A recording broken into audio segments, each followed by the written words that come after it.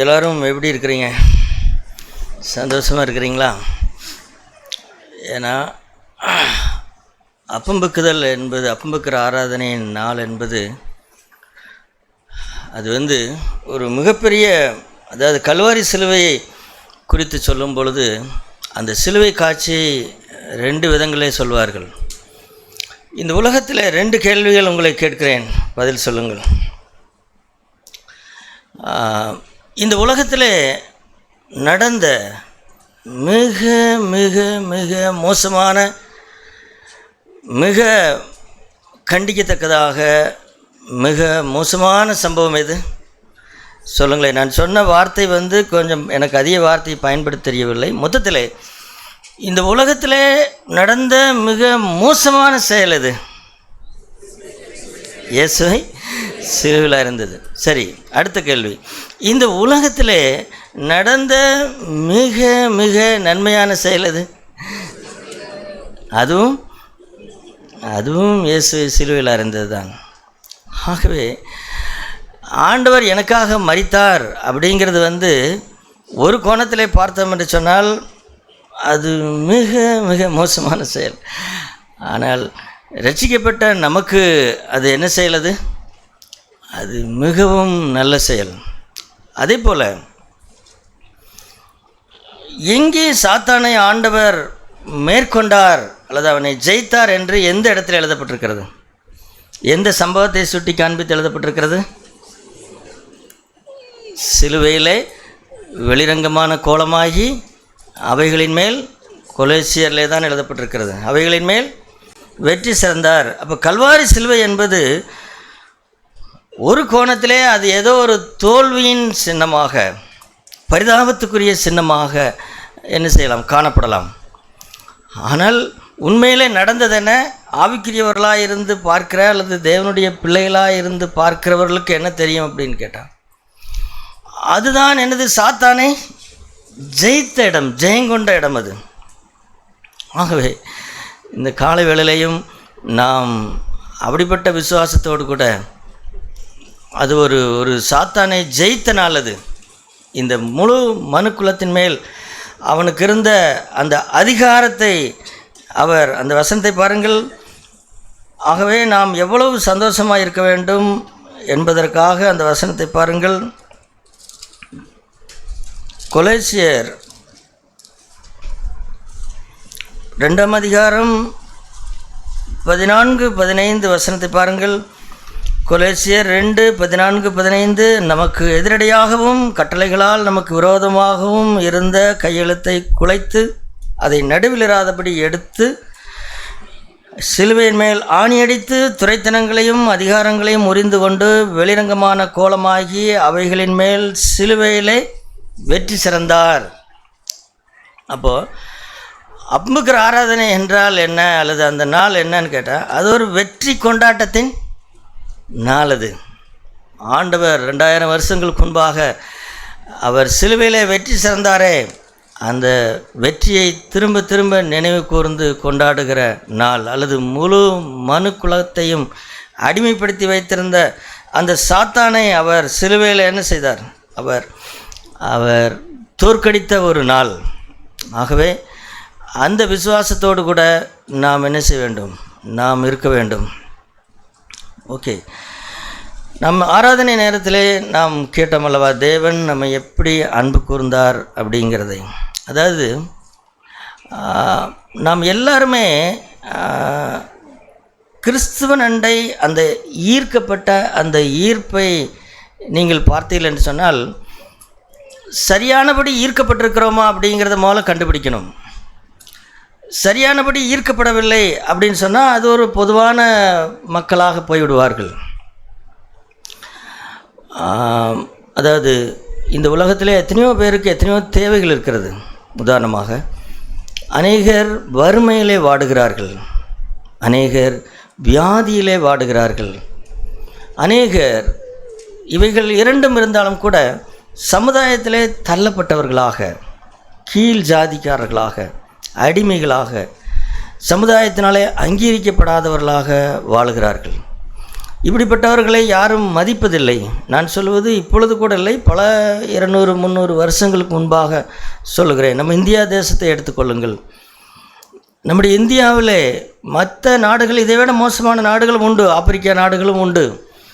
ஆனால் இந்திய தேசத்தை எடுத்துக்கொண்டோம் என்று சொன்னால் ஒரு 200 வருஷத்திற்கு முன்பாக இப்படிப்பட்ட பாதிப்பிலே வாழ்ந்தவர்கள் நிறைய பேர் உண்டு.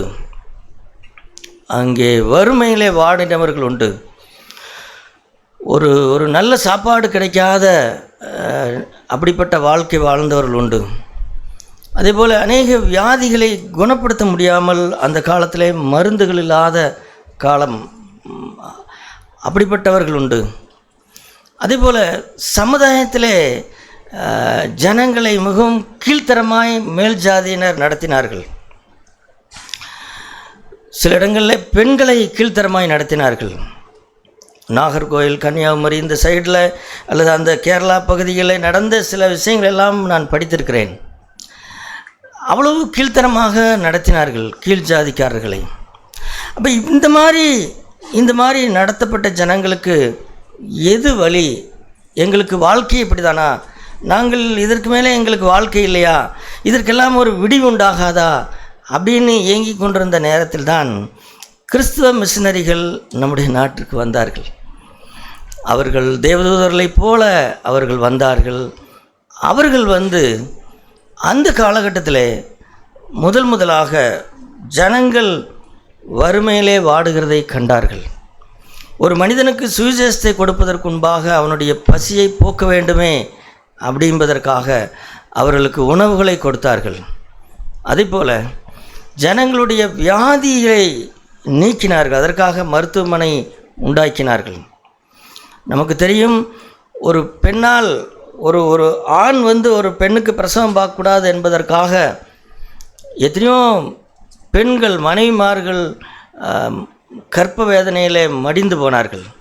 இதையெல்லாம் நேராக கண்ணாக பார்த்துவிட்டு தான் ஐடாஸ்கடர் அப்படிங்கிற அந்த அம்மா அவர்கள் போய் டாக்டருக்கு படித்து வந்து திரும்பவும் நம்ம ஊரில் ஊழியம் செய்தார்கள்.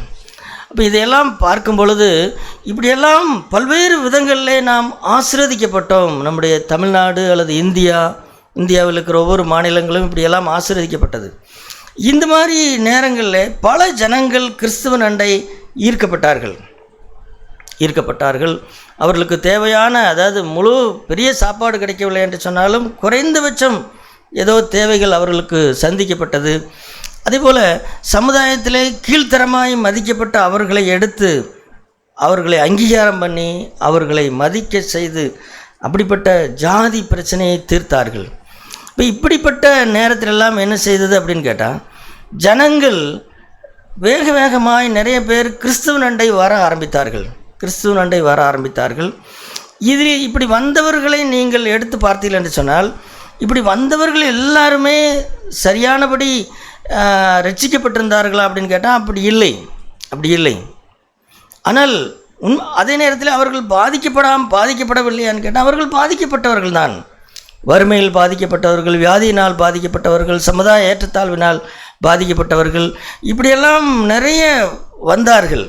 வந்து ஆண்டவரண்டை வந்தார்கள். ஒரு ஊரே முழுமையாக மாறி அந்த ஊருக்கு கிறிஸ்துவ பெயரை வைக்கிற அளவிற்கு அந்த ஊருக்கு நடுவாலே ஒரு தேவாலயத்தை கட்டி அந்த முழு ஊரும் ஒரு கிறிஸ்துவ பெயராக தாங்கி கொண்டு நிற்கிற அளவுக்கு அது மாறிப்போனது. அதற்கு காரணம் என்னன்னு கேட்டால், இந்த ஜனங்கள் மற்ற ஜனங்களால் வந்த தீமைகள், வறுமைகள், ஏற்றத்தாழ்வுகள் தான் அப்படியானது. ஆனால் இதிலேயும் சில பேர் உண்மையாக ரட்சிக்கப்பட்டார்கள். சரி, இப்போ உண்மையாக ரட்சிக்கப்பட்டவர்கள் எப்படி ரட்சிக்கப்பட்டார்கள் கேட்டால், இப்போ அவர்களுக்கு பசி இல்லையா, அவர்களுக்கு வியாதி இல்லையா, அவர்களுக்கு ஏற்றத்தாழ்வு பாதிக்கப்பட்டவர்கள் எல்லாம் பாதிக்கப்பட்டவர்கள் தான். ஆனால் இதையெல்லாம் தாண்டி, எனவே தான் சில இடங்களில் பல நூற்றுக்கணக்கான பேர் ஒரே நேரத்திலே ஞானஸ்தானம் பெற்றார்கள். ஆனால் அந்த காலத்திலே வாழ்ந்த பரமானந்தம் அப்படிங்கிற ஒரு சகோதரன், நீங்கள் அந்த புத்தகத்தை கூட வாசித்திருப்பீர்கள். கிறிஸ்துவின் ஜீவியம் அப்படிங்கிற ஒரு வெளியேற பெற்ற புத்தகத்தை எழுதின ஒரு மனிதன் பரமானந்தம் என்று சொல்லி 1900 வருஷங்களில் 1920-30களில் வாழ்ந்த ஒரு அருமையான தேவ மனுஷன். அவர் தன்னுடைய புத்தகத்தில் அவருடைய காரியங்களை எழுதும் பொழுதெல்லாம் நிறைய ஜனங்கள் ஞானஸ்தானம் பெற்றார்கள். ஆனால் அது எதற்காக அப்படின்னா, இப்படி தான் எங்களுக்கு போக்கிடம் இல்லை, எங்களுக்கு வேறு வழி இல்லை, இந்த மற்ற ஜாதி ஜனங்கள் எங்களை ஏற்றுக்கொள்வதில்லை, எங்களை நசுக்குகிறார்கள், எங்களை ஒடுக்குகிறார்கள், எங்களுக்கு வேறு வழி இல்லை. அப்படிதான் அநேகம் பேர் கிறிஸ்தவத்திலே வந்து சேர்ந்தார்கள். சரி, அநேக நன்மைகளை பெற்றுக்கொண்டார்கள், அவர்களுக்கு கல்வி கிடைத்தது. குறிப்பாக கல்வி எடுத்து பாருங்கள். ஒரு காலகட்டம் வரைக்கும் எல்லாராலும் படிக்க முடியாது. படிப்பிற்கு நிறைய செலவு செய்ய வேண்டும். உயர்ந்த ஜாதி ஜனங்கள் தான் படிக்க முடியும். ஆனால் முதலாக எல்லா ஜனங்களும் படிப்பதற்கு பள்ளிக்கூடத்தை திறந்தவர்கள் கிறிஸ்தவ மிஷனரிமார்கள் தான். ஆமாம். ஆகவே எல்லாரும் படிக்க ஆரம்பித்தார்கள். அப்போ இத்தனை காரியங்களும் நடந்தது, சந்தோஷம். இதெல்லாம் தேவன் தம்முடைய பிள்ளைகளுக்கு கொடுத்த அந்த மகா இரக்கத்தின் அடிப்படையிலே. தேவன் சகோதரர்களே, ஒரு மனிதன் தன்னை ஏற்றுக்கொண்டால்தான் அவனுக்கு சாப்பாடு போடுவேன் என்று ஒருபோதும் என்ன செய்ய மாட்டார், சொல்ல மாட்டார். நீங்கள் பாருங்கள், இயேசு கிறிஸ்துவனிடத்தில் வந்த ஜனங்களை எடுத்து பாருங்கள். ஆயிரக்கணக்கான ஜனங்கள் அவரிடத்தில் வந்தார்கள். ஆயிரக்கணக்கான ஜனங்களும் சொஸ்தமாக்கப்பட்டார்கள். ஆனால் சொஸ்தமாக்கப்பட்டவர்களை பார்த்து அவர் என்ன சொல்லவில்லைன்னு கேட்டால், அடுத்த வாரம் என்ன செஞ்சிடணும், அடுத்த வாரம் சர்ச்சுக்கு வந்துடணும் அப்படின்னு சொன்னாரா? அப்படியெல்லாம் அவர் சொல்லவே இல்லை. அவர் என்ன சொன்னார் என்றால், நல்லது, என்னை பின்தொடர்ந்து ஆயிரக்கணக்கான ஜனங்கள் வருகிறீர்கள், ஒருவன் என்னை பின்பற்ற விரும்பினால் இப்படியெல்லாம் இருக்கணும் அப்படின்னு தான் சொன்னாரே தவிர, அவர் ஒருபோதும் இந்த சரீர நன்மைகளை காண்பித்து அவர் ஒருபோதும் எதுவும் செய்யலை. அது அவருடைய இரக்கத்தினால் வந்த விஷயம். அது 5000 பேரை போஷித்தார், 7000 பேரை போஷித்தார், 4000 பேரை போஷித்தார் அப்படின்னா அதெல்லாம் அவருடைய அந்த மனதுருக்கத்தின் வெளிப்பாடுகளை தவிர, அதை வைத்து கொண்டு அவர் வந்து பார்த்தீங்களா, இந்த வாரம் உங்களுக்கு சாப்பாடு போட்டோம் அல்லவா, அடுத்த வாரம் சர்ச்சுக்கு வந்தீங்கன்னா சாப்பாடு கிடைக்கும், இப்படி அல்ல.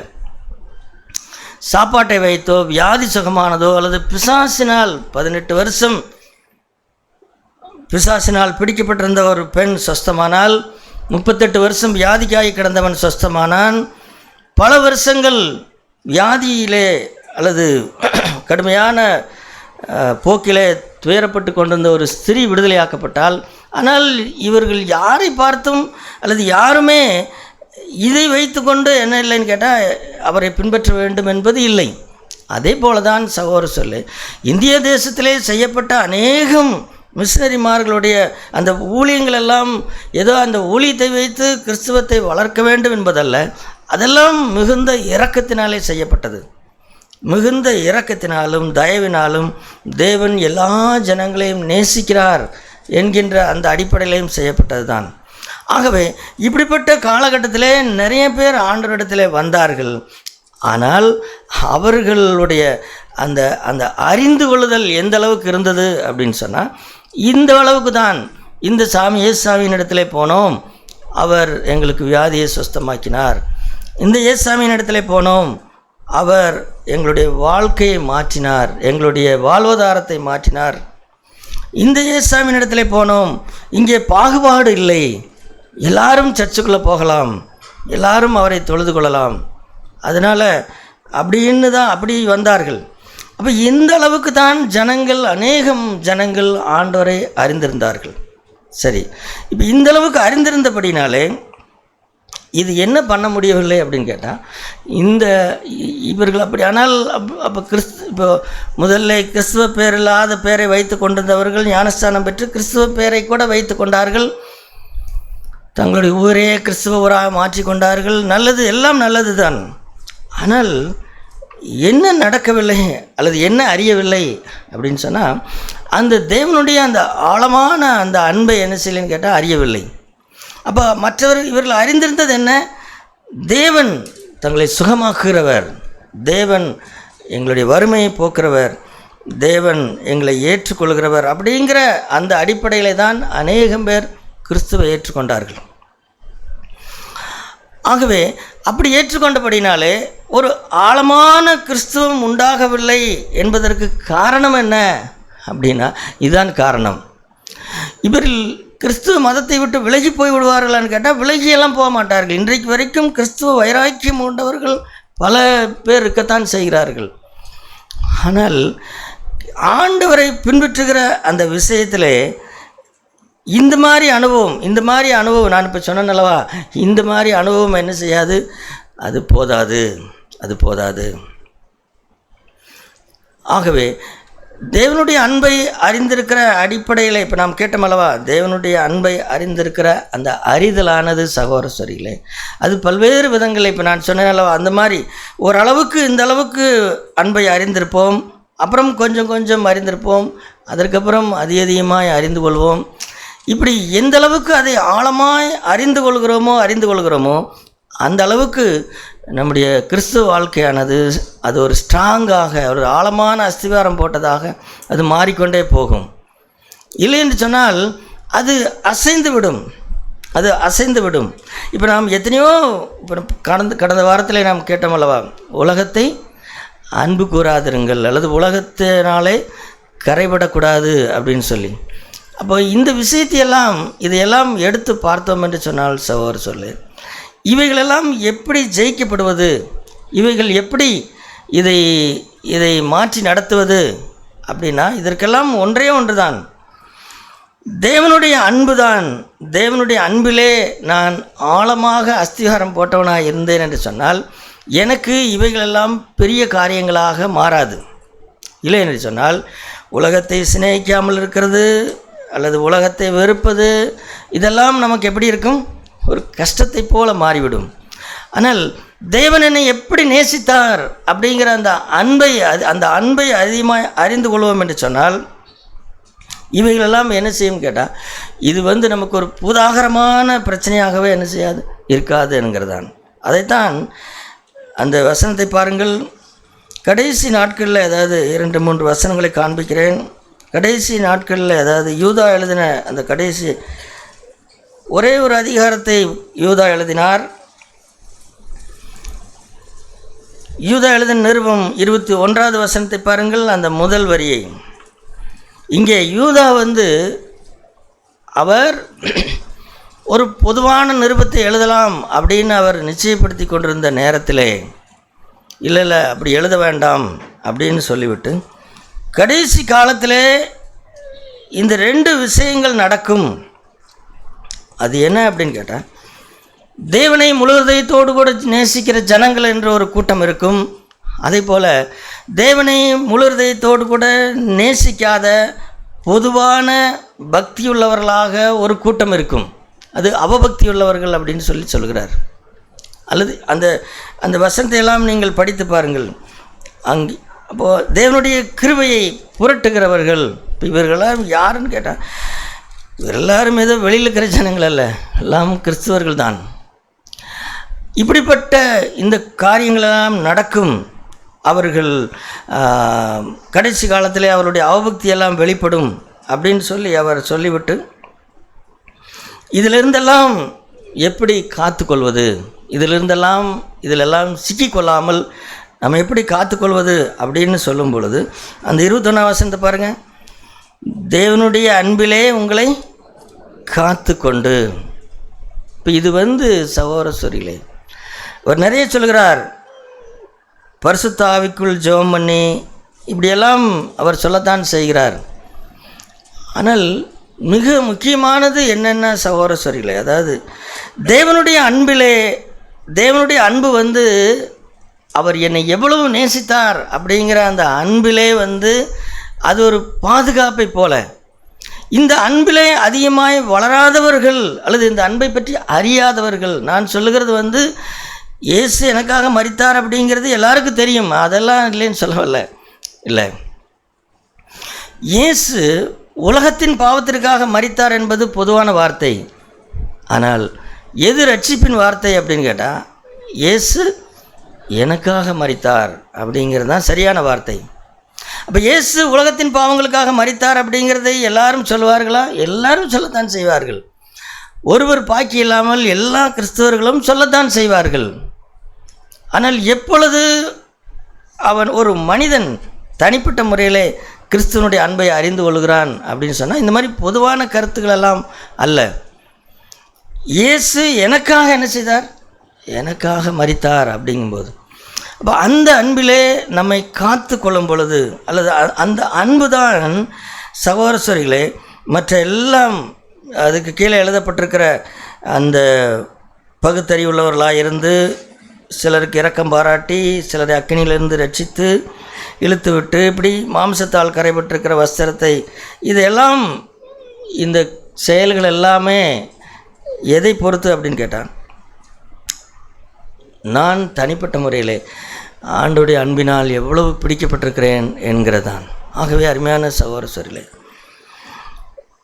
வேறு எது, அதாவது நீங்கள் வேதத்தை நன்றாக இப்போ இந்த ஒரு பேரை பார்க்கிறேன், அவரோட வாழ்க்கை சரியில்லை, அவருக்கு என்ன குறை? அவருக்கு வேதத்தை நன்றாக அவர் வாசிக்கவில்லை என்பது குறையா? அது ஒரு குறையாக இருக்கலாம், அது ஒரு அளவுக்கு தான். ஆனால் ஏன் ஆண்டவருக்காக வாழ்கிற வாழ்க்கையில் குறைபடுகிறது அப்படின்னு சொன்னால், வேறு ஏதாவது நீங்கள் சொல்லாமா? வேறு ஏதாவது அவருக்கு இப்படிங்க அப்படிங்க அப்படின்னு சொல்லி இல்லை. நான் சொல்வேன், ஒரே ஒரு காரணம்தான். அவர் படித்தவருங்க, அவர் இன்னவர் படிக்காதவருங்க, அதனாலங்க அவருக்கு கொஞ்சம் அப்படித்தானுங்க அப்படின்னு அப்படியெல்லாம் இல்லவே இல்லை. அல்லது இவருடைய வாழ்க்கை சொகுசான வாழ்க்கைங்க, அவரோட வாழ்க்கை கஷ்டமான வாழ்க்கைங்க, அல்லது இவரோட மனைவி ஒரு நல்ல மனைவிங்க, அவரோட மனைவி கொஞ்சம் கஷ்டமான மனைவி, அல்லது இவங்களுடைய புருஷன் இப்படி, அவங்களோட புருஷன் கொஞ்சம் பரவாயில்ல. இதெல்லாம் எதையுமே நான் எடுத்துக்கொள்வதில்லை. அப்போ எதை எடுத்துக்கொள்வது அப்படின்னு சொன்னால், ஒரு மனிதன் கிறிஸ்துவுக்காக வாழ்கிறதிலே குறைபடுகிறான் அப்படின்னு சொன்னால் இந்த மாதிரி இந்த கருத்துக்கள் எல்லாம் அல்ல. அல்லது ஒருத்தருடைய நடக்கை சரியாக இல்லை, ஒரு மனைவியினிடத்தில் நடந்து கொள்கிற நடக்கை சரியாக இல்லை, ஒரு புருஷனிடத்தில் நடந்து கொள்கிற நடக்கை சரியாக இல்லை. அப்போ இதை அவங்களுக்கு மற்றவங்க மாதிரி பைபிள் படிக்க தெரியாதுங்க, நல்லா படிக்க வராதுங்க, அதனாலங்க அப்படின்னா இல்லை. அப்படியானால் இது கிறிஸ்துவம் என்பது வெறும் படித்தவர்களுக்கு மட்டும்தான் ஆகிவிடும். அப்படியெல்லாம் கிடையாது.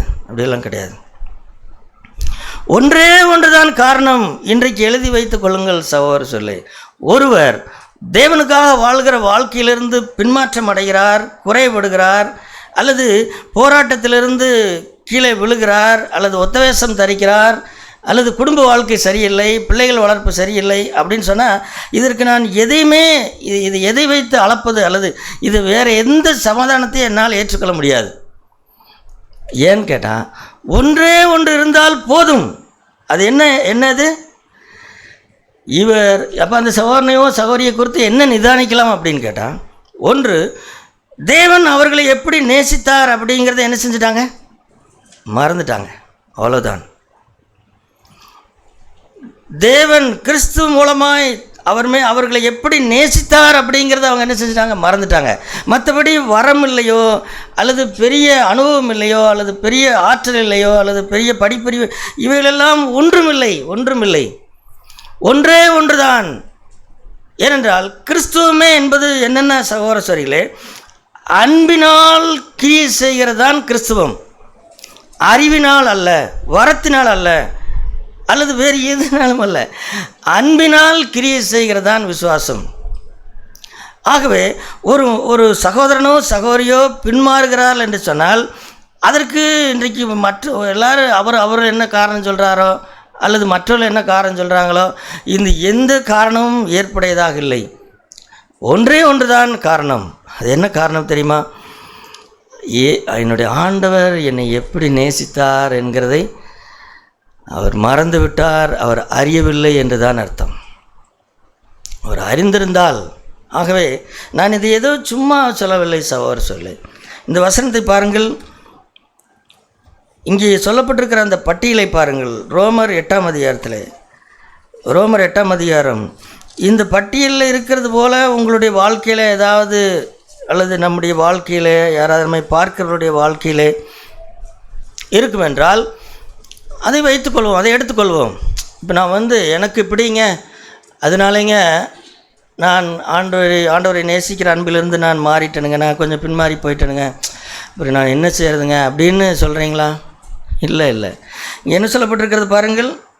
8 அதிகாரம் 35 வசனத்தில் வாசிக்கிறேன். உமது நிமித்தம் எந்நேரமும் கொல்லப்படுகிறோம், அடிக்கப்படும் ஆடுகளைப் போல எண்ணப்படுகிறோம் என்று எழுதியிருக்கிறபடி நேரிட்டாலும். அப்படி ஏதாவது இருக்குதுங்களா சொல்லுங்களேன். அப்படி இருந்தால் எனக்கு கிறிஸ்துவை பின்பற்றினால் எந்த நேரத்தில் நான் கொலை செய்யப்படுவேன் என்று எனக்கே தெரியாது, அல்லது எந்த நேரத்தில் அடிக்கப்படுவேன் என்று தெரியாது. அப்படி என்ன அடி வாங்கிட்டு இருக்கிறேன், எந்த நேரத்தில் எனக்கு என்னை கொலை செய்வார்கள் என்று தெரியாது. நான் அடிக்கப்படும் ஆடுகளைப் போல நான் நடத்தப்பட்டு கொண்டிருக்கிறேன். அப்படி நேரிட்டாலும் என்ன என்ன என்ன நடக்காதாம்? கிறிஸ்துவின் அன்பை விட்டு நம்மை பிரிப்பவன் யார்? சகோதர சொல்லே, இன்றைக்கு ஒரு தெளிவான பாதையை நாம் போட்டுக்கொள்வோம். இதுவரைக்கும் எதேதோ பேசிக்கிட்டு நமக்கு நாமே நியாயம் சொல்லிக்கொண்டு நம்முடைய வாழ்க்கைக்கு பல காரணங்களை பேசிக்கொண்டு இருந்தோம் அல்லவா? அதெல்லாம் இன்றைக்கோடு முடித்து விடுவோம். அந்த கிறிஸ்துவின் அன்பை விட்டு நம்மை பிரிப்பவன் யார் அப்படின்ட்டு கீழே பாருங்கள். உபத்திரவமோ, வியாகுலமோ, துன்பமோ, பசியோ, நிர்வாணமோ, நாசமோசமோ, பட்டயமோ, இவை எல்லாவற்றிலையும் என்ன அடிப்படையிலே நாம் நம்மில் அன்பு கூறுகிறோம். அந்த அன்பு, என்னை அவர் நேசிக்கிறார் அப்படிங்கிற அன்பு என்னை என்ன செய்து விடும் என்று சொன்னால், அது என்னை பெரிய பலவானாக மாற்றிவிடும். அவர் என்னை நேசிக்கிறார் அப்படிங்கிறது என்னை எதையுமே, அதாவது உபத்திரவம், வியாகுலம், துன்பம், பசி, நிர்வாணம், நாசமோசம், பட்டயம், இதெல்லாம் இருந்தாங்க. அப்புறம் எப்படிங்க அதெல்லாம் நம்மளாலெல்லாம் முடியாதுங்க அப்படின்னா, அருமையான சகோதர சொல்லு, அதான் சொல்கிறேனே, நாம் எதற்காக கிறிஸ்துவண்டை வந்திருக்கிறோம்? நான் கேட்கிறேன் கேள்வி. நான் ஒரு தாழ்ந்த ஜாதிக்காரன், என்னை சமுதாயத்தில் யாரும் மதிக்க மாட்டேங்கிறாங்க, ஆனால் கிறிஸ்துவம் என்னை ஏற்றுக்கொள்கிறது, சந்தோஷம். நான் மிகப்பெரிய வியாதி உள்ளவன், இயேசுவினிடத்தில் போனால் என் வியாதி சுகமாகும்னு சொன்னாங்க, அதனால் வந்திருக்கிறேன், நான் சுகமடைந்திருக்கிறேன், நல்லது. அல்லது இந்த ஆண்டவரிடத்தில் போனால் பசியை மாற்றி, கடன் பிரச்சனையை மாற்றி வாழ்க்கையை ஆசீர்வதிப்பார் என்று கேள்விப்பட்டேன். சகோதர சொல்லே, ஆண்டவர் கிறிஸ்துவர்களை மட்டும்தான் ஆசீர்வதிக்கிறவரா? இல்லை, அவர் எல்லாரையும் ஆசீர்வதிக்கிறவர் தான். அப்படிப்பட்டவர்களா நீங்கள்? அப்படிப்பட்டவர்களாக அப்புறம் கடைசியில் தான் சொன்னாங்க, இயேசு கிறிஸ்து நம்முடைய பாவங்களுக்காக மரித்திருக்கிறார் சொன்னாங்க, பாவ அறிக்கை செய்ய சொன்னாங்க. பாவ அறிக்கை செஞ்சுட்டேன். அதுக்கப்புறம் கொஞ்ச நாள் போனால் ஞானஸ்தானம் எடுத்துக்கொண்டு சொன்னாங்க. அப்புறம் ஞானஸ்தானம் எடுத்துட்டேன். இதுவா நம்முடைய அனுபவம்? சொல்லுங்களேன், இதுவா நம்முடைய அனுபவம்? அல்லது இப்படி தான் சொல்லுவீங்களா? சாட்சி சொல்லுவீங்களா? இப்படி தான் நம்ம இடத்துல யாராவது கேட்டால் இப்படி தான் சொல்லுவோமா? இல்லை, இப்படி அல்ல. கிறிஸ்துவின் அன்பு, அதாவது அதான் பாருங்கள், அந்த அன்பு என்னை நேசித்த அந்த அன்பு என்னை எவ்வளவு பலவானாய் மாற்றிவிட்டது அப்படின்னு கேட்டால், என்ன நடந்தாலும் இங்கே என்ன சொல்லப்பட்டிருக்கிறது? உபத்திரவமோ, வியாகுலமோ, அதுக்கு கீழே பாருங்கள் 38ஆம் வசனத்தில், மரணமானாலும் ஜீவனானாலும் தேவதூதர்களானாலும் அதிகாரங்களானாலும் வல்லமைகளானாலும் நிகழ்காரியங்களானாலும் வருங்காரியங்களானாலும் உயர்வானாலும் தாழ்வானாலும் வேறெந்த சிருஷ்டியானாலும், தேவதூதனே என்னைய மாற்ற முடிஞ்சா, அல்லது இந்த உலகத்தில் இருக்கிற அத்தனை கோடான கோடி பிசாசுகளும் சேர்ந்து என்னை மாற்ற முடிஞ்சா மாற்றிட முடியுமா? முடியாது. அல்லது அத்தனை தேவதூதர்களும் என்னை மாற்ற முடியுமா? முடியாது. நிகழ்காரியங்களோ வரும் காரியங்களோ உயர்வோ தாழ்வோ, ஒரு காலத்தில் நல்லா இருந்தனுங்க, இப்போ ஒன்றும் இல்லைங்க, கையில் ஒன்றும் இல்லைங்க, அது என்னை மாற்றி விடுமா? முதல்ல வேலை இருந்துச்சுங்க, இப்போல்லாம் வேலை இல்லைங்க, அது என்னை மாற்றி விடுமா? இல்லை. எதுவுமே அவர் என்ன சொல்கிறார் பாருங்கள், ஒரு ஒரு ஒரு நிச்சயம். இந்த நிச்சயத்தை நீங்கள் நம்ம எல்லாருமே பெற்றிருக்க வேண்டும். இன்றைக்கி ஒரு ஆணித்தரமான முடிவு எடுக்கணும். என்ன முடிவு அது? அவர் என்ன சொல்கிறார்? உயர்வானாலும் தாழ்வானாலும் வேறு எந்த சிருஷ்டியானாலும் நம்முடைய கர்த்தராகிய கிறிஸ்து இயேசுவில் உள்ள தேவனுடைய அன்பை விட்டு நம்மை பிரிக்க மாட்டாதென்று நிச்சயித்திருக்கிறேன். அல்லது பயந்தாங்கொல்லியை போல இருக்கிறோமா? ஏதோ இப்போ யோபு சொல்லுவார் அல்லவா, நான் பயந்த காரியம் எனக்கு என்ன செஞ்சது, எனக்கு நேரிட்டது அப்படின்னுக்கிட்டு, இல்லை இது மட்டும் நடக்கலைன்னு சொன்னால் நான் ஆண்டவரை பின்பற்றியிருப்பேன். ஆனால் நடந்து விட்டது. இல்லை அப்படி ஏதாவது இருக்கிறதா? இது மட்டும் நடக்காமல் இருக்கும்னு நினச்சேன், ஆனால் அது நடந்துருச்சு, என்னால் ஆண்டவரை பின்பற்ற முடியல அப்படின்னு எதாவது இருக்குதா? எதுவுமே கிடையாது. எல்லாம் நடக்கும். இந்த பட்டியல் எழுதிக்கிற எல்லாம் நடக்கும். ஆனால் ஒன்று எனக்கு நிச்சயம். என்ன நிச்சயம்னு கேட்டால், நான் ஏதோ என்னுடைய திறமை, இங்கே அவர் சொல்ல வர்றது அவரோட தனித்திறமையை சொல்லவில்லை, தனித்திறமை இல்லை, அவர் என்னை நேசித்தார். அந்த கிறிஸ்து இயேசுவில் உள்ள அந்த தேவனுடைய அந்த அளவில்லாத அன்பு என் மேல் பொழியப்பட்டிருக்கிறதே, அந்த அன்பை விட்டு எதுவுமே என்னை பிரிக்க முடியாது. நான் ஓட்டாண்டியாய் மாறினாலும் சரி, அல்லது எனக்கு மரணம் வந்தாலும் சரி, அல்லது ஜீவன் வந்தாலும் சரி, அல்லது உயிர் வந்தாலும் தாழ் வந்தாலும், அல்லது அதான் சொல்கிறேன் பாருங்க, இந்த உலகத்தில் இருக்கிற அத்தனை பேரும் சேர்ந்து கிறிஸ்துவை மறுதலி அப்படின்னு சொன்னால் மறுதளிச்சிருவேனா? மறுதளிக்க மாட்டேன். உன்னை வெட்டுவேன். சகோதர சொல்ல நான் கற்பனை பண்ணாதெல்லாம் சொல்லவில்லை. நாளைக்கு இதே இடத்துல யாராவது உன்னை வெட்டுவேன்னு சொன்னாலும் வெட்டுனா வெட்டு. இல்லை எதுவுமே என்ன செய்யாது, எதுவுமே என்னை பிரிக்காது. ஒரு காலத்தில் நல்லா வாழ்ந்துட்டு இருந்தேன், இன்றைக்கி அப்படி இல்லை அப்படிங்கிறது என்னை பிரித்து விடுமா? இல்லை, பிரிக்காது.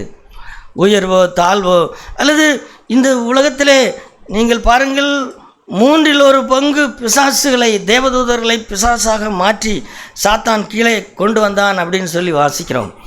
அந்த 1/3 தேவதூதர், அந்த பிசாசுகளும் என்னை எதிர்த்து நின்று என்னை பிரிக்க முடியுமா? முடியாது. அதனால் அருமையாக நான் சொல்கிறதெல்லாம் பெரிய விஷயங்களை சொல்லுகிறேன். நமக்கு இதெல்லாம் நடக்காதனால இது நமக்கு பெருசாக தெரில.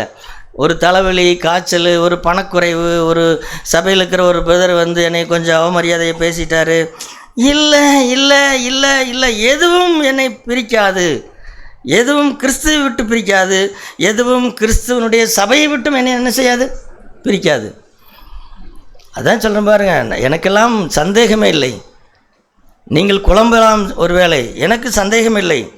சபையை விட்டு நான் பிரிகிறேன் என்று சொன்னால் இல்லை,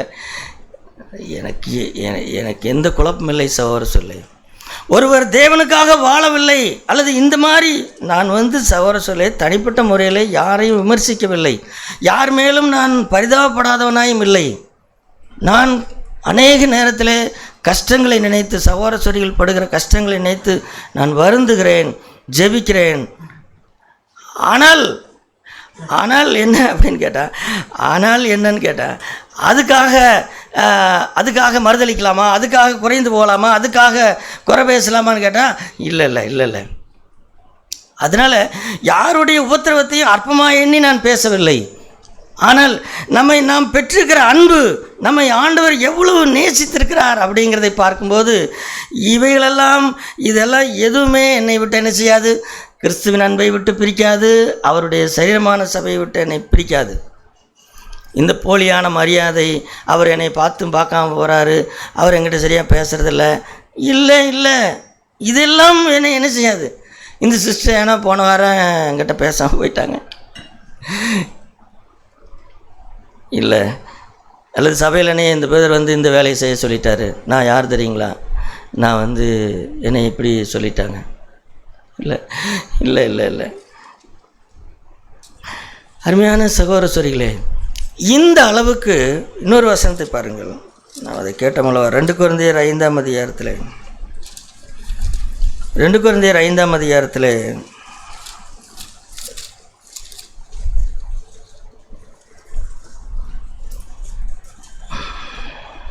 2 கொரிந்தியர் 5ஆம் அதிகாரம், நாங்கள் பைத்தியம் அப்படிங்கிறார். என்ன பைத்தியம் அப்படின்னா, அதாவது தேவனுடைய அன்பால் நிறைய பெற்ற பைத்தியங்கள் அப்படின்னு அவர் சொல்கிறார். அந்த 2 கொரிந்தியர் 5:13-14 வாசியுங்கள்.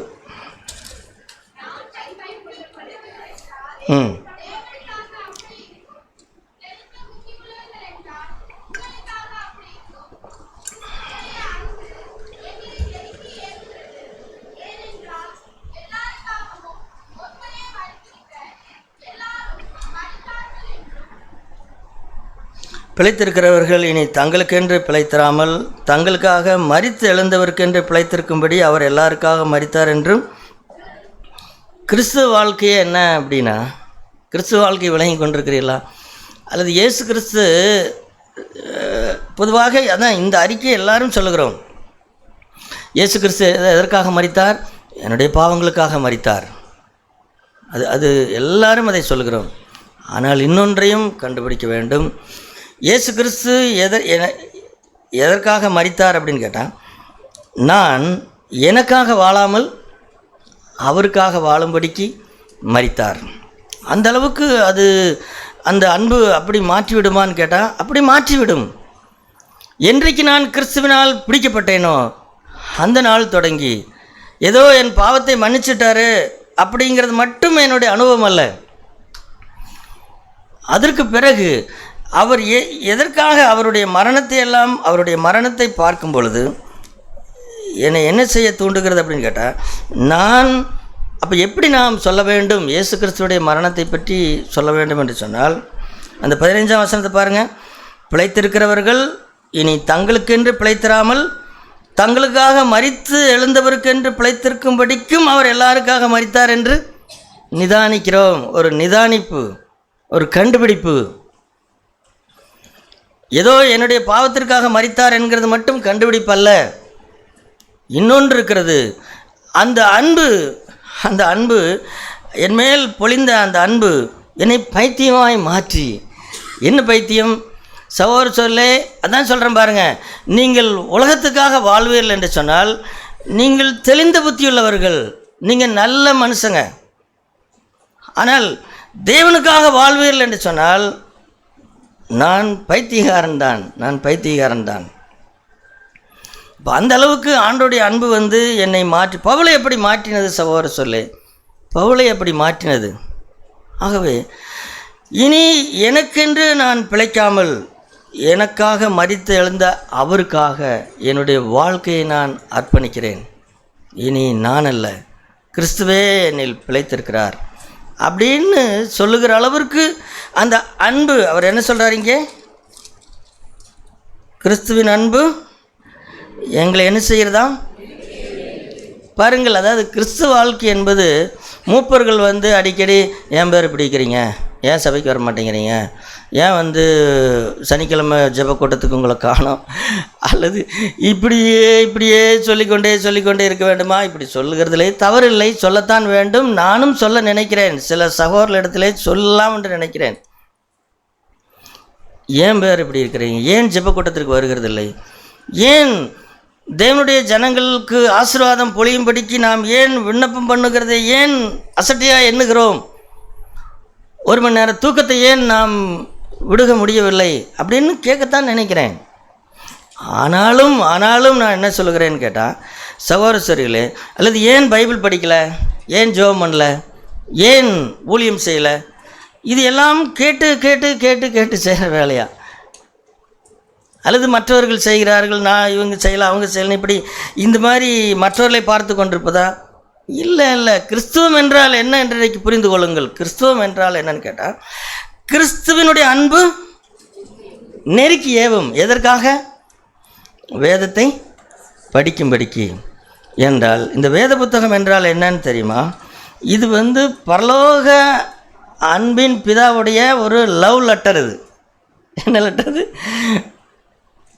ஆமாம், இன்றைக்கு நமக்கு ரொம்ப நெருக்கமானவர்கள் போடுகிற, இன்றைக்கி தான் லெட்டர்லாம் கிடையாது, இப்போ என்னது வாட்ஸ்அப் மெசேஜா, அதுக்கு மேலே என்னென்னமோ சொல்கிறாங்களே.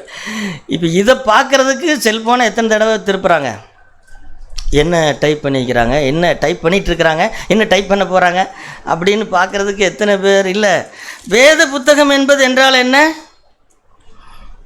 அது என்னுடைய பரலோக அன்பின் பிதாவுடைய ஒரு அன்பின் கடிதம். அது அப்படி அந்த அந்த அந்த மாதிரி நான் வேதத்தை எடுக்கும் பொழுது ஒவ்வொரு தடையை எடுத்து படிக்கணும். அதே போல் ஜெபம் என்பது ஏதோ ஒரு சோர்வு உண்டாக்குகிற அல்லது மந்திரம் சொல்கிற மாதிரி நேரம் அல்ல. என்னுடைய அன்பின் பிதாவோடு பேசுகிற ஒரு நேரம். இப்படி நான் பாவத்தை வெறுக்கிறதா இருக்கலாம், உலகத்தை வெறுக்கிறதா இருக்கலாம், எதுவாக இருந்தாலும் அது என்ன பண்ணுமாம், அது இந்த வாரம் பேர் போனால் பேர் கேட்பார், அவர் நீ அடுத்த வாரம் ஏன் சர்ச்சுக்கு வரலைன்னு கேட்பார். அதனால் கொஞ்சம் ஒரு நாள் முன்னாடி நான் சொல்லிடுறேன், சனிக்கிழமை ஃபோன் பண்ணி நாளைக்கு ஒரு பக்கம் போக வேண்டியதாக என்ன செய்கிறது அப்படின்னு சொல்லிவிட்டு அப்புறம் அடுத்த நாள் கேட்க மாட்டார் அல்லவா? இல்லை இல்லை இல்லை. கிறிஸ்து வாழ்க்கை என்றால் என்ன தெரியுமா சகோதரர் சொல்லு? கிறிஸ்துவனுடைய அன்பு என்னை நெருக்கி ஏவும். அது ஏவும் ஏதோ ஒரு பிரமாணம் அல்ல, ஏதோ ஒரு பயம் அல்ல. அதாவது ஒரு ஆண்டவர் கண்ணை இன்னைக்கு பயில் படிக்காமல் போனால் அது ஆக்சிடென்ட் ஆயிருமோ அப்படிங்கிற பயம் அல்ல. கிறிஸ்துவனுடைய அன்பு நான் அவருக்காக வாழும்படிக்கு, பாவத்தை வெறுக்கும்படிக்கு, கண்கள் இச்சையை வெறுக்கும்படிக்கு, மாம்ச இச்சையை வெறுக்கும்படிக்கு, இந்த உலகத்தால் கரைபடாதபடி காத்துக்கொள்ளும்படிக்கு என்னை நெருக்கி ஏவுகிறது. எனக்கு யார் ஆள் வேண்டும்? எனக்கு கூட 2 பேர் வேண்டுமா அந்த கிறிஸ்து வாழ்க்கை வாழ்வதற்கு, எனக்கு பாதுகாப்புக்கு? அவர் இருக்கிறதுனால நான் வாழாமல் இருக்கிறேன்னா? அது இல்லை. எனக்கு யாரும் வேண்டாம். என்னை எங்கே கொண்டே விட்டாலும் சரி, தனி காட்டில் கொண்டே விட்டாலும் சரி, தனியாய் விட்டாலும் சரி, நான் பாவம் செய்ய மாட்டேன். ஏன் பாவம் செய்ய மாட்டேன்? கிறிஸ்துவனுடைய அன்பு என்னை நெருக்கிய. ஒருவேளை இந்த அனுபவத்தை பெறாத சிறு பிள்ளைகளுக்கு இது பொருந்தாது சகோதரர் சொல்லி, அல்லது ரட்சிப்பின் அனுபவத்தை பெறாத வாலிபர்களுக்கும் இது பொருந்தாது. ஆனால் நான் ஆண்டவருடைய அன்பை ருசித்தவனாக இருந்தால் அவர் எனக்காக மரித்தார் அப்படிங்கிற அந்த அன்பு என்னை என்ன செய்யும்னு கேட்டால் நெருக்கி ஏவி ஏவி ஏவி வாழ்க்கையின் எல்லா எதுவுமே என்னை பிரிக்காது. நீங்கள் எழுதி இதை நிச்சயப்படுத்திக் கொள்ளுங்கள் சகோதரர் சொல்ல. நிச்சயம் இல்லாமல் வாழ்வியல் என்று சொன்னால் உங்களால் வாழ முடியாது. அல்லது இன்னும் அதான் சொல்கிறேனே, நான் உங்களை எல்லாரையும் கேட்டுக்கொள்கிறது என்னன்னு கேட்டாங்க, அந்த அன்பை, அந்த எபேசியர்கள் நிருபத்திலே பவுல் என்ன சொல்லிக் கொடுக்கிறார் பாருங்கள். எபேசியர்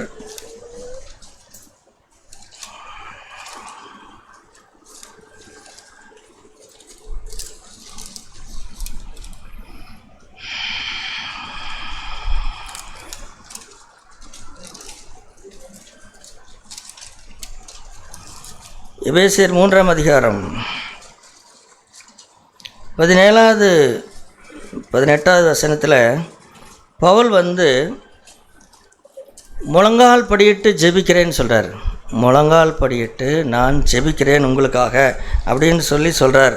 அந்த 3ஆம் அதிகாரம் 15ஆம் வசனத்தில் நான் பரலோகத்துக்கும் புலோகத்துக்கும் இருக்கிற அந்த குடும்பத்துக்கும் நாமகாரணராகி இருக்கிற ஆண்டவரை நோக்கி நான் ஜெபிக்கிறேன் அப்படின்னு சொல்லிவிட்டு என்ன ஜெபிக்கிறார்னா, நீங்கள் அவருடைய ஆவியினாலே உள்ளான மனுஷனில் வல்லமையாய் பலப்படவும், விசுவாசத்தினாலே கிறிஸ்து உங்கள் இருதயங்களில் வாசமாயிருக்கும், நீங்கள் அன்பிலே வேரூன்றி நிலை பெற்றவர்களாகி சகல பரிசுத்தவான்களோடு கூட கிறிஸ்துவனுடைய அன்பின் அகலமும் நீளமும் ஆழமும் உயரமும் இன்னதென்று உணர்ந்து அறிவு கெட்டாத அந்த அன்பை அறிந்து கொள்ள வல்லவர்களாகவும் தேவனுடைய சகல பரிபூர்ணத்தால் நிறையப்படவும் அவர் தமது மகிமையினுடைய ஐஸ்வர்யத்தின்படியே உங்களுக்கு அனுக்கிரகம் பண்ண வேண்டும் என்று வேண்டிக் கொள்கிறேன். இதை ஒரு மீட்டிங் வச்சு என்ன செய்ய முடியாது, இதை விலைக்கு சொல்ல முடியாது அப்படின்னு பவுல் உணர்ந்தபடினால்தான்.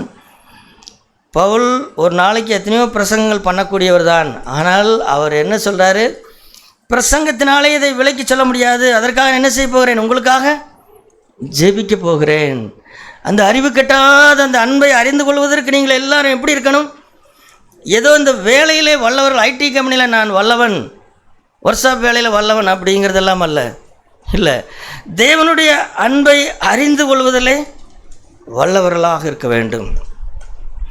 சகல பரிசுத்தவான்களோடு கூட சேர்ந்து சகோதர சிநேகம் என்றால் என்னன்னு கேட்டால், அதில் நாம் என்னத்தை தான் அடைகிறோம் அப்படின்னா நிறைய பேருக்கு அந்த அருமை தெரிய மாட்டேங்கிறது. சகோதர சிநேகத்திலே சகோதரர்களோடு கலக்கிறதுலே என்ன நடக்கிறதுன்னு கேட்டால், அவருடைய அன்பின் ஆழத்தை நீளத்தை நான் என்ன செய்கிறேன், அறிந்து கொள்கிறேன் என்று தான் அர்த்தம். ஆகவே நாம் ஒவ்வொருவரும் பிறருக்காக ஜெபிக்க வேண்டும் என்ற பாரம் வரும் என்றால் இதுதான் ஜெபிக்க வேண்டும். நாம் வியாதிப்பட்டவர்களுக்காக ஜெபிக்கிறோம், எல்லாம் சரி சகோதரர் சொல்லி நான் எதையும் எல்லாம் நல்லதுதான். ஆனால் நாம் யாராவது ஒருவர் ஒரு சகோதரனோ சகோதரியோ கொஞ்சம் ஆவிக்குரிய வாழ்க்கையிலே குறைந்தவர்களாக இருப்பார்கள் என்று சொன்னால் அவர்களுக்காக என்ன செய்ய வேண்டும் அப்படின்னா அவர்களை போய் குற்றப்படுத்திட்டு இருக்க வேண்டாம். அவர்களுக்காக ஆண்டவரை நோக்கி என்ன செய்யணும்? முழங்கால் படியிட்டு, ஆண்டவரே, கிறிஸ்து இந்த சகோதரனுடைய இருதயத்திலே வாசமாக இருக்க வேண்டும். இந்த அன்பின் அகலத்தையும் நீளம் அது அது அது அது அவ்வளவு பெரிது சகோதரர் சொல்லி. ஆண்டவரே நீர் என்னை எப்படி நேசித்தீர் அப்படின்னு சொன்னால் இவ்வளவாய் அப்படின்னு சொல்லும் பொழுது அது எவ்வளவு? இந்த முழு உலகத்தையும் சேர்த்துதான். ஆகவே அதற்காக இதையெல்லாம் இந்த சகோதரனுக்கு ஆண்டவரே நீங்கள் காண்பீங்க அப்படின்னு சொல்லி தான் நம்ம அதிகமாக ஜெபிக்க வேண்டும். சபை கட்டப்படுவது என்பது உபதேசத்தினால் அல்ல சகோதரர் சொல்லு. ஒரு உபதேசத்தை நீங்கள் நன்றாய் கேட்டுவிட்டால் போதும் என்றா? இல்லை, அப்படியெல்லாம் இல்லை. அப்படியெல்லாம் ஏமாற்றிக்கொள்ள விரும்பவில்லை. ஒரு பிரசங்கம் சாயந்தரமே மறந்துவிடும். ஆனால் நம்முடைய இருதயத்திலே தேவனுடைய அன்பு ஊற்றப்பட்டு, அல்லது இந்த எபேசியரில் வாசித்த இந்த வசனத்தின்படி நமக்காகவும் ஜெபிக்க வேண்டும், மற்றவர்களுக்காகவும் நாம் ஜெபிக்க வேண்டும். ஏனென்றால் அவரிடத்திலே அந்த மகிமையின் ஐஸ்வர்யம் கொட்டி கிடக்கிறது. ஆகவே அந்த அந்த அந்த அன்பை, நான் ஆண்டோடைய அன்பை எனக்கு தெரியும் என்று சொல்கிறீர்களா? இன்னும் தெரியாது, இன்னும் தெரியல. ஆண்டோடைய அன்பை மட்டும் நான் அதிகமாக அறிந்திருப்பேன் என்று சொன்னால் ரோமர் 8ஆம் அதிகாரத்திலே வாசித்தமல்லவே அந்த மாதிரி என்னை மாற்றி இருக்கும் அது. ஆனால் ஒரு தலைவலி வந்தாவே நான் ஏன் முறுமுறுக்கிறேன்? ஏன் கொஞ்சம் வருமானம் குறைஞ்சாவே முறுமுறுக்கிறேன்? ஒரு பக்கம் போய் உட்காந்துட்டு எங்கேயோ வானத்தை பார்த்துட்டு கப்பல் அந்த காலத்தில் சொல்லுவாங்களோ, இப்படி கன்னத்தில் கை வச்சுட்டு இருந்தா என்ன கப்பல் கவர்ந்தது மாதிரி அப்படின்னா அப்படி இருந்தா இல்லை ஆண்டவரே நான் உமது. ஆகவே சோதனைகள், வேதனைகள், பாடுகள் நம்மை நெருக்கும் போதெல்லாம் நம்ம என்ன செய்ய வேண்டும்? நீர் என்னை எவ்வளவு நேசித்தீர் என்பதை எனக்கு காண்பீங்க ஆண்டவரே. அப்பொழுது நான் என்ன செய்வேன்? இவைகள் என்னை என்ன செய்யாது, இவைகள் ஒன்றும் என்னை செய்யாது அப்படின்னு நம்ம ஜெபிக்க வேண்டும்.